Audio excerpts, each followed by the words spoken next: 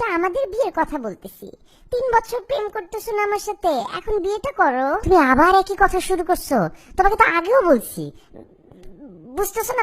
আমার সমস্যা আছে এখন। আমি আমি আমার তো বাসাও ম্যানেজ করতে পার, এমনি তো আমার আরেকটা সমস্যা আছে, আমি করতে পারবো না এই জিনিসটা। কি সমস্যা মফিজ?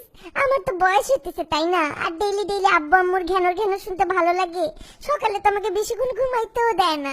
এক সকালে ঘুমাইতে পারো না দেখে কি এখন আমার উপর চাপাই দিবা নিজেকে? মানে এখন কি তোমাকে বিয়ে করা লাগবে খালি ঘুমানোর জন্য? এটা কোনো বিচার রে ভাই? আমি এত কিছু বুঝি না। 3 বছর কি মন ভরে নাই? বিয়ে করতে কি সমস্যা তোমার বলো? বলো তুমি, আজকে তো তোমার বলতেই হবে। আহা নরেন, তুমি একই জিনিস শুরু করো না। এখনো তো বিয়ে করি নাই। তোমারে নিয়ে যে ঘুরতে গেলে আন্টি যে মাঝে মাঝে মানা করে, হ্যাঁ ওই যে মানা করে না, ওইটা একটা ধাক্কা দেয় শরীর আমার, মানে একটা বাধা পাই, এটাই আমার ভালো লাগে। মানে কি? মানে কি এসবের?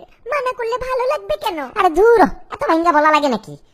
আমরা ইয়াং জেনারেশনের পোলাপাই না, আমাদের মধ্যে একটা ফুর্তি আছে না, যেই জিনিসে মানা বেশি সেই জিনিসই তো হানা দেই বেশি করে।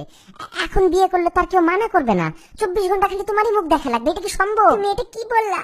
কি বললা তুমি এটা? 24 ঘন্টা আমার মুখ দেখা লাগবে মানে? দেখতে চাও না আমার মুখ 24 ঘন্টা? কেন প্রেম করছো 3 বছর আমার সাথে? আমার জীবনটা নষ্ট করে দিছো মফি। ধুর, কি জীবন নষ্ট করছি তোমার 3 বছরে? কি জীবন নষ্ট করছি তোমার 3 বছরে আমি? হ্যাঁ দেই নাই তোমারে কত কিছু কিনে দিছি তোমার? কিসের জীবন নষ্ট করছি?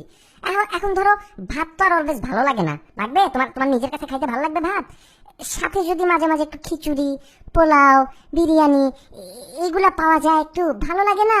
মানে একটা ফিলিংস হয় না? তুমি হইলা ভাত, আর তোমার বাবা মা যে বাধাটা দেয় ওইটা হইলো পোলাও, বিরিয়ানি, খিচুড়ি, একটা ফিলিংস আছে না? তুমি রাখো ফোনটা, আমার জীবনটা শেষ করে দিছো তুমি।